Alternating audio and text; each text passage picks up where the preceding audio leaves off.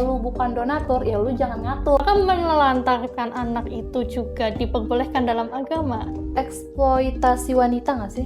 Dari data BPS itu jumlah perempuan sama laki-laki masih tinggi jumlah perempuan. Kan?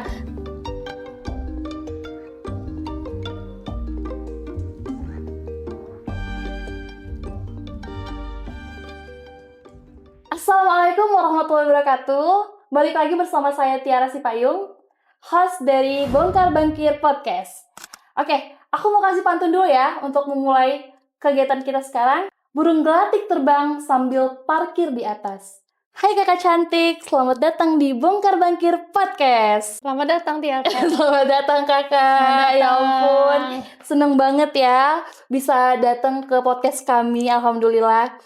Iya kak, di sini aku mau kasih tahu ya teman-teman semua, Kak Tami ini adalah dosen di Universitas Bakri, bener ya kak, di Bakri. Betul, Kak. Terus juga wartawan di perusahaan Gatra. Iya, betul. Dan penulis lepas. Penulis juga. Jadi luar biasa banget ya. Kita udah dapat satu paket gitu. Di sini kita mau bahas tentang apa nih kak? Kalau boleh tahu. Tentang anjuran BKKBN nih, Tir. Oke. Jadi ada statement dari BKKBN, ketuanya langsung ya kak ya? Ketuanya langsung Bapak Pak Hasto. Oke, Bapak langsung bilang kalau misalnya meminta pasangan itu satu pasangan punya anak perempuan. Satu perempuan. Oke, punya anak satu perempuan gitu. Yeah. Menurut kakak ini apa sih yang mendasari sehingga muncul anjuran seperti itu? Oke, terima kasih Tiara sebelumnya. Jadi anjuran ini tentunya pasti ada pemicunya ya Tiara. BKKBN ini melihat bahwa TFR atau Total Fertility Rate dari masyarakat Indonesia, terutama perempuan nih ya. Nah itu menurun Tiara. Jadi yang tadinya itu ada di kisaran 2,18, sekarang itu turun jadi 2,14. Dan ini membuat khawatir dari BKKBN nih. Dari kekhawatiran itu akhirnya BKKBN itu memunculkan nih solusi. Nah, solusinya yang tadi disebutkan oleh Tiara itu. Satu pasang satu anak perempuan. Satu anak perempuan. Nah, apa sih yang menyebabkan TFR ini turun? Yang pertama kita ketahui dulu apa itu TFR. Total Fertility Rate ini gitu ya. Total Fertility Rate ini itu sebuah angka rate kelahiran pada perempuan ya yang dalam masa produktif.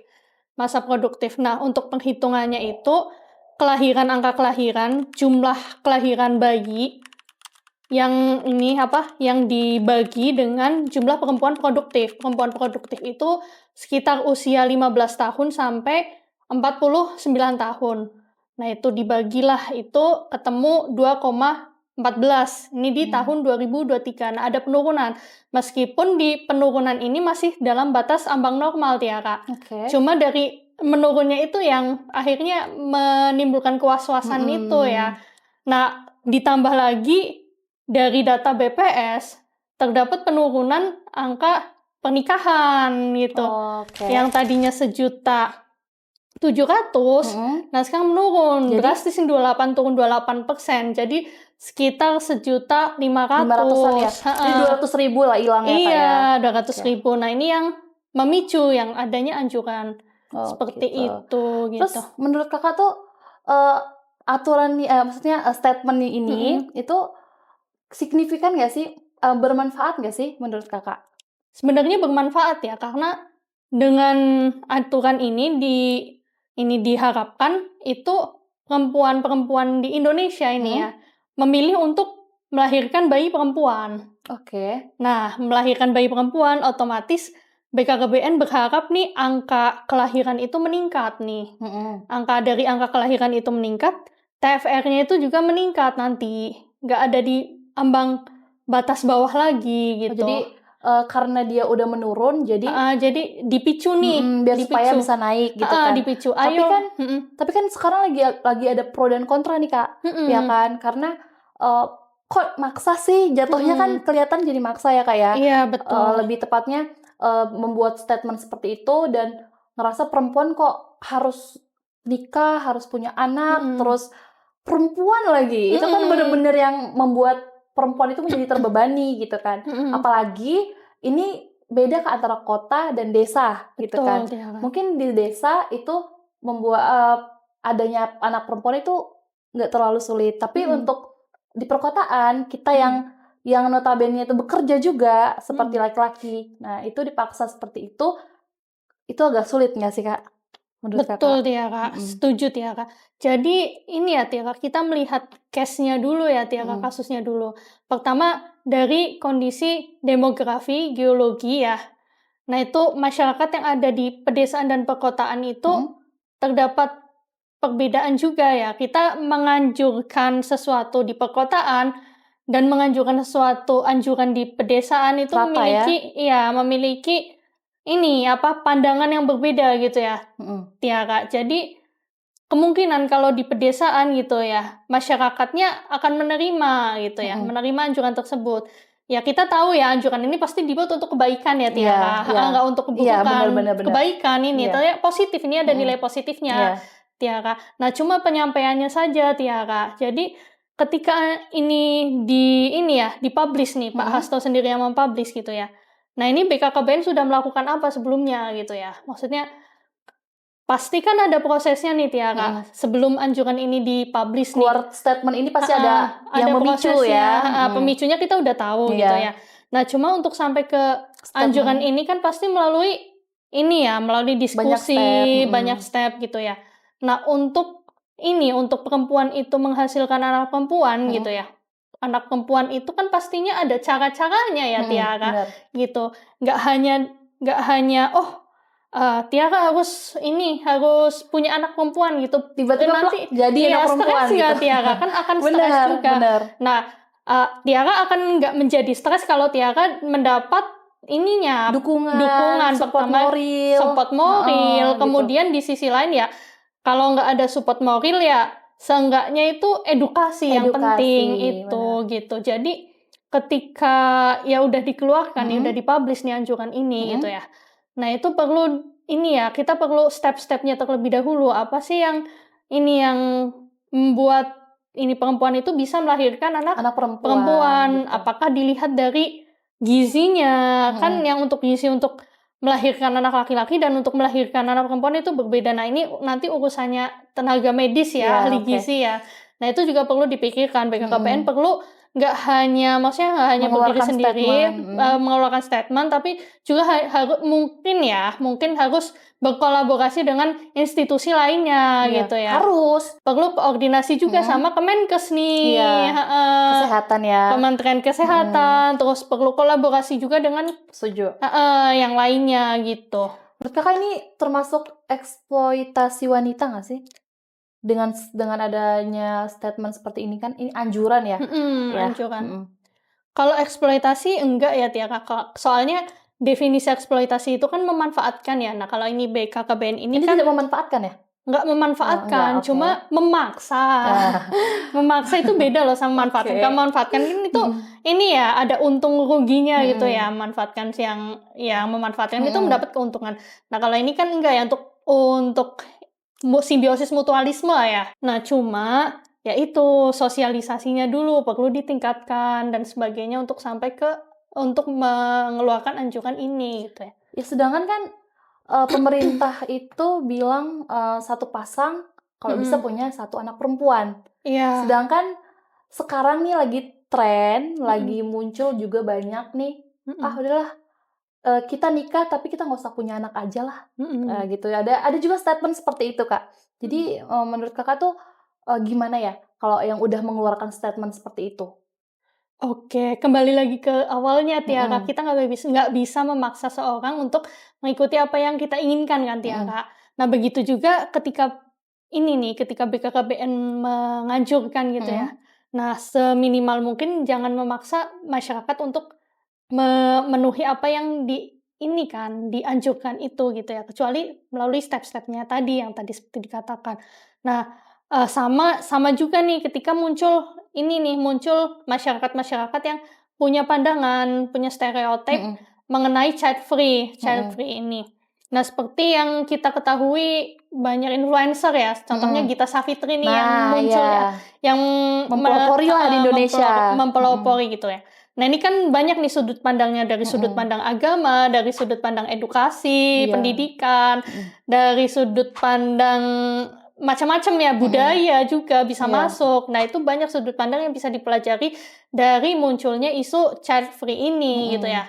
Kalau kita telaah gitu ya, child free ini gitu ya, ada sisi positif, ada sisi negatifnya gitu ya. Oh, ada sisi positif. Sisi positif, sisi negatifnya. Sisi positifnya gitu ya, child free ini mengajarkan pada perempuan-perempuan di Indonesia untuk sadar gitu ya, untuk lebih mempersiapkan diri ketika mereka menjadi seorang ayah dan seorang ibu gitu ya. Ada juga yang dia itu punya konsep nih child free, ya udah selamanya sampai meninggal pun child free gitu. Oh gitu. Menurut kakak, kenapa sih BKKBN membuat statement punya anak perempuan, sedangkan kemarin harus 2 anak aja gitu? Ya, ini juga cenderung tumpang tindih juga Iya kan? Tiara. Kemarin itu BKKBN menggencarkan, mengampanyekan KB gitu ya, tapi sekarang malah mengampanyekan untuk anjuran satu pasangan, satu anak perempuan gitu Iya ya. Ini kan? agak tumpang tindih juga gitu ya, dan Karena belum tentu kan? banyak kontranya juga gitu ya. Ya memang kalau melihat dari segi agama ya, dari sisi agama anak banyak rezeki gitu ya. Iya. Cuma kita melihat lagi ya, apakah menelantarkan anak itu juga diperbolehkan dalam agama? Enggak juga kan, maksudnya enggak juga. Nah, kita juga ketika memiliki anak ya kita melihat dari kondisi kesiapan kita juga penting ya, Tiara, gitu. Nah, yang BKKBN lakukan ini gitu ya, meskipun ya tumpang tindih ya, yang di satu sisi KB itu kan untuk menurunkan populasi ya, satu pasangan 2 anak. satu pasangan 2 anak gitu ya, satu pasangan 2 anak. Nah, dan ini sudah terrealisasi di TFR ini. Iya, sudah terrealisasi dan sudah terrealisasi banyak. gitu ya. Berarti kan BKKBN mengalami keberhasilan loh ini ya. Ada keberhasilannya gitu ya. BKKBN ini ya mulai khawatir nih KB-nya berhasil gitu ya. KB berhasil, nah tapi kok ini yang ada penurunan ini nih yang perlu ditanggulangi Tiara. Nah Gitu itu ya. kalau ini saran saya sih, BKKBN perlu mempelajari dulu rate-nya jumlah perempuan dan laki-laki. Dari data BPS itu jumlah perempuan sama laki-laki masih tinggi jumlah perempuan kan. Nah ya kalau melihat data tersebut ya tidak perlu dikhawatirkan ya selama Untuk anak perempuan ini? Untuk jumlah perempuan itu lebih besar. Cuma yang dikhawatirkan ini kematian ibu melahirkan, Tiara. Yang ini meningkat ini, lumayan meningkat nih, Tiara. Selain kematian ibu melahirkan, jadi banyak kan faktor tuh Kak, kenapa banyak ibu melahirkan itu meninggal. Karena mulai pernikahan aja, banyak kan yang pernikahan dini. Jadi mereka belum diedukasi tuh gimana sih cara melahirkan itu. Seperti apa? Iya, jadi terus juga Kak, di daerah aku, kebetulan aku kan di daerah, itu banyak kok Kak, yang ibaratnya biaya persalinan aja tuh mahal loh Kak. Menurut pandangan Kakak gimana? Atau Kakak bisa kasih saran gitu ke BKKBN tentang kasus-kasus seperti itu gitu ya? Jadi kalau kasus seperti itu ya seharusnya ya dari BKKBN juga memfasilitasi ya, tidak hanya menganjurkan saja gitu ya, memfasilitasi dari sisi fasilitas gitu ya, dari sisi mungkin juga gizi atau 9 dari sisi bulan ya? finansial gitu ya, seperti di luar negeri itu kan ketika ya ada anjuran untuk meningkatkan populasi ya, dan ini banyak negara-negara yang membebaskan biaya untuk biaya persalinan gitu ya. Nah, cuma dananya itu yang perlu dipikirkan juga, dana untuk persalinan itu kan juga nggak sedikit juga Nah, itu mungkin yang jadi pemikiran lagi gitu. Gitu ya. Tapi Kak, dengan statement itu tadi aku mau nanya nih, menurut Kakak sebagai dosen komunikasi gitu kan, itu dengan statement itu perempuan itu haknya jadi hilang nggak sih? Oke. Ya. Kalau membahas mengenai hak perempuan, kita sudah punya Undang-Undang 45, Pasal 28, mengenai hak asasi manusia. Jadi, ketika perempuan itu menikah ya, ketika melanjutkan keturunan, itu ya menjadi hak mereka untuk memilih apakah ingin memiliki anak ataukah menunda memiliki anak atau tidak memiliki anak. Nah, itu udah hak-haknya pasangan itu, hak si perempuan dan hak laki-lakinya gitu. Jadi ya ketika sudah berpasangan, sudah menjadi suami istri, ya itu udah ranah privasi masing-masing gitu ya. Jadi ketika negara atau ketika pemerintah atau ketika lembaga itu mencampuri urusan rumah tangga itu ya sama aja membatasi, menghilangkan privasi dari pasangan tersebut gitu.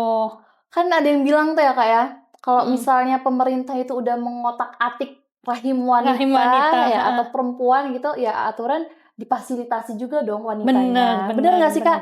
Bener. Tau gak sih pernah ada statement juga kalau misalnya lu bukan donatur, ya lu jangan ngatur. Bener nggak Kak? Betul. Ya kan? Kalau aku ya setuju, cuma ya ada perlu yang tadi seperti aku katakan, perlu prosesnya perlu prosesnya tadi itu. Kemauan dari si wanitanya, perempuannya, apakah mau menyetujui atau enggak gitu. Jadi menurut aku BKKBN, Bapak ya, tolong nanti sebelum mengeluarkan statement itu, maunya diedukasi dulu pelan-pelan nih gitu. Terus ada lagi nih Kak, aku denger juga ada statement mengenai perempuan kalau melahirkan itu dapat cuti 6 bulan. Nah, kalau melihat dari sisi perempuannya ini jadi angin segar bagi perempuan ya, karena batas waktunya untuk bersama dengan anak, membersamai dengan anak itu lebih banyak, lebih 6 bulan panjang ya. 6 bulan tentunya. Dari 3 ke 6. Dari 3 ke 6 lebih panjang, ini angin segar bagi perempuan. Namun angin tidak segar bagi perusahaan gitu. Karena perusahaan juga pastinya, aduh ini cuti 3 bulan aja itu memberatkan bagi perusahaan. Apalagi ini ditambah 3 bulan lagi gitu. Tapi mereka dengan adanya peraturan ini, mereka ini Kak membuat jadi di dalam kantor mereka itu, di perusahaan mereka untuk sedikit perempuan. Jadi kalau bisa perempuan tuh yang di bagian-bagian apa aja deh. Jadi jangan sampai di bagian-bagian krusial itu perempuan, karena perempuan tadi tuh memiliki step by step-nya yang panjang tadi Kak. Gitu. Nah, ini nanti akan terlihat mana perusahaan yang ramah terhadap perempuan, mana perusahaan yang tidak ramah terhadap perempuan gitu. Kalau misalnya dia tidak ramah pada perempuan, nah kalau tidak bagaimana solusinya biar supaya dia ramah gitu? Iya, nah ini kan terklasifikasi nih nantinya mana perusahaan yang ramah terhadap perempuan. Nah, sekarang banyak loh perusahaan-perusahaan yang mengampanyekan bahwa ini perusahaan ini ramah terhadap perempuan. Ada ruangan untuk laktasi, ibu menyusui, terus ada kesempatan perempuan untuk ke jenjang yang lebih tinggi, jadi direktur dan sebagainya. Nah, ada juga nih perusahaan yang membatasi karir dari perempuan gitu ya. Karena ketika melahirkan cuti, nah itu ini akan tertinggal gitu ya. Jadi diabaikan ya perempuan ini. Atau dari segi rekrutmen sendiri udah banyak nih memilih laki-laki. Seperti di dunia jurnalistik, di dunia wartawan gitu ya. Dunia wartawan itu juga lebih banyak memprioritaskan laki-laki karena menganggap bahwa laki-laki itu lebih moving ya, bisa kemana-mana gitu dibandingkan dengan perempuan yang mungkin terbatas, maksudnya nggak bisa sampai terlalu larut malam, terus pergerakannya nggak lambat, cepat, terus ditambah lagi ketika hamil itu beresiko juga, apalagi ke luar ke lapangan yang berpanas-panasan dan sebagainya, yang resiko nanti ketika sakit, ketika hamil, perusahaan menanggung biaya itu gitu. Nah itu yang jadi pertimbangan perusahaan media untuk lebih banyak merekrut wartawan laki-laki gitu. Nah ini juga yang perlu dipikirkan oleh perusahaan ya, ketika ya sudah ada emansipasi ya, solusinya ya banyak nih yang perempuan yang membuktikan bahwa ketika lagi hamil, ketika lagi mengandung masih bisa bekerja sesuai tupoksinya gitu ya. Nah, aku pernah wawancara salah satu direktur salah satu direktur perempuan. Nah, itu beliau mengatakan bahwa ini perempuan itu jangan mau didiskreditkan gitu ya. Tapi tunjukkan kinerjamu seperti apa, kinerjamu bisa ini loh seirama setara sama laki-laki. Nah, ketika kalau kinerjamu itu setara sama laki-laki, nah nantinya perusahaan itu juga akan mempertimbangkan, oh dia punya kapabilitas yang tinggi nih. Nah, rasanya akan sulit untuk melepas ini, orang ini Iya. gitu ya, individu ini. Waktu itu ya kata direkturnya itu, ya jangan jangan bersuara tentang apa hakmu, Mhm. tapi penuhilah dulu kewajibanmu. Jangan bersuara dulu, jangan memikirkan terus mengenai hakmu, Mhm. tapi pikirkan dulu, penuhi dulu kewajibanmu. Nah itu, Oke. gitu. Jadi, ya ketika wanita itu memilih untuk jadi wanita karir gitu ya, wanita karir dan mendapatkan perlakuan yang tidak setara gitu ya, Mhm. ya tunjukkan bahwa, perempuan itu Mampu. mampu gitu ya, mempunyai kredibilitas, mempunyai kapabilitas yang setara dengan laki-laki. Mhm. Dengan itu ya nanti dengan sendirinya ya perusahaan itu akan mengimbangi, Oke. gitu. Eee, Balik lagi Kak ke BKKBN ya. Oke, Oke, jadi heeh. BKKBN ini kan, ibarat kata, apa ya, yang menyalurkan gitu, yang, Mhm, ibaratnya dia itu bisa memberikan, aturan-aturan lah ya.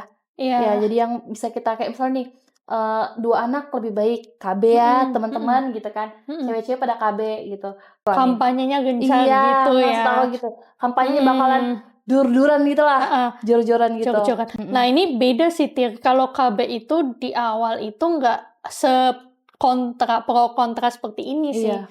Karena ya memang saat itu, ya memang kondisi memang populasi itu meningkat gitu ya. Jadi memang ya mau nggak mau ya diadakan program KB gitu ya. Nah, Mhm. kalau ini kan posisinya bukan posisi yang terlalu mendesak ya, Tir. Mhm. Maksudnya belum sampai ke tahap kritis gitu, Tir. Jadi ini masih dalam batasnya anjuran, Tir, gitu. Hanya menganjurkan Mhm, hanya saja gitu ya. menganjurkan. Nah, nantinya itu juga masalah diterima atau enggaknya itu kan ini Urusan ya, belakangan urusan gitu. heeh. Nah, terus ini juga, Tir, kita ketika membahas anjuran ini, itu kita lihat dulu ya, Mhm. BKKBN itu kan punya sistem namanya LC-Meal. Iya, aku Nah, tahu. itu kan juga jadi bagus tuh Mhm. sebenarnya sistemnya itu. Jadi, untuk sarana edukasi bagi ini ya, bagi pasangan yang akan menikah gitu Mhm. ya, pasangan yang akan menikah. Nah, LC Meal ini gitu ya, apabila BKKBN ini memaksimalkan sistem ini, Mhm. sosialisasinya gencar-gencaran gitu ya, Seperti KB ya. seperti KB, Mhm. terus pasangan yang mau menikah wajib punya sertifikat Mhm. LC Meal, lolos LC Meal-nya, nah itu bakal aku jamin berhasil deh. Untuk TFR menurun. naik. TFR meningkat ya, Oh maaf, gitu. bukan menurun, meningkat. Heeh. Meningkat gitu. Mhm. Oke. Jadi ya, eee, aku optimis ada progres sih Mhm. kalau LC Meal ini Dioptimalkan dioptimalkan, gitu. dimaksimalkan, Jadi seperti lebih itu. fokus aja di BKKBN itu gimana caranya untuk Sosialisasi, edukasi itu. sosialisasi dan mengedukasi, Mhm, LC Meal ini, program LC mhm, Meal ini gitu. iya. Oke, ada saran atau ada kata-kata Kak yang ingin disampaikan untuk, BKKBN atau untuk perempuan-perempuan Indonesia Mhm, gitu? oke. Oke, kalau aku melihat ini ya, Tir, jadi kita nggak hanya melihat efek negatifnya aja ya, gitu. Mhm. Ketika kita melihat bahwa angka pernikahan itu menurun ya dari 1.700.000 ke 1.500.000 gitu ya, kita juga melihat bahwa angka perceraian itu juga menurun, Tir. Nah, ini Oke. kan juga jadi keberhasilan, menurunnya 10% loh, itu yang angka yang lumayan cukup besar ya, Mhm. maksudnya nggak dikit ya, kalau dikit Mhm. kan cuma 2% atau tiga Mhm. persen 1% dikit banget ya. Heeh. Nah, ini lumayan ya, jadi ini ada ya ibaratnya ada sisi positifnya, ada Mhm. prestasinya sendiri lah ya, angka angka perceraian itu menurun. Nah, kan berarti ketika itu angka pernikahan itu menurun gitu ya, Mhm. berarti ini nggak harus distereotipkan negatif gitu loh, kan Mhm. berarti masyarakat di Indonesia itu udah mulai sadar ketika melangsungkan pernikahan, memasuki jenjang perkawinan gitu ya. Nah, itu memang sudah siap dan sudah matang gitu ya, untuk mengarungi bahtera rumah Oke. tangga gitu ya. Mhm. Jadi udah ada kesiapan mental, kesiapan kesehatan, kesiapan dari sisi finansial. Nah, itu tiga-tiganya terpenuhi, seperti itu. Yang akhirnya Finansial, finansial, kesehatan, kesehatan, dan mental. mental, oke. Iya, finansial, kesehatan seperti gizi ya, pemenuhan Mhm. gizi, dan sebagainya gitu ya. Edukasi tentang ini apa yang perlu dilakukan supaya memiliki anak yang sehat gitu. Nah, terus yang ketiga itu Mental. kesiapan mental gitu ya. Apakah sudah siap ketika memiliki anak? Jangan sampai ketika memiliki anak nanti melakukan kekerasan gitu ya, mengedukasinya dengan kekerasan gitu ya. Nah, itu kan ya nggak boleh juga gitu ya. Kalau kita melakukan kekerasan terhadap anak, anak itu akan trauma, yaitu dampak mental juga bagi anak gitu. Jangan sampai ketika kita belum siap secara mental udah memiliki anak dan kita melampiaskan pada anak tersebut, ya itu juga jadi nggak baik kan untuk kehidupan ke depannya seperti itu. Saran buat perempuan-perempuan Gitu. Indonesia, Kak? Kalau saran dari aku ya kita perlu ini ya kita perlu melihat ke diri kita masing-masing ya gitu. Terus jangan terburu-buru untuk membuat keputusan. Jadi seperti harus menikah tahun ini, harus menikah 2 bulan ke Jadi depan omongan gitu ya. tetangga nggak usah didengar gitu ya. Nggak usah didengar gitu ya. Lama menikahnya atau bagaimana. Itu Nah, yang penting itu berprogres ya, berprogres untuk perempuan-perempuan di Indonesia berprogres.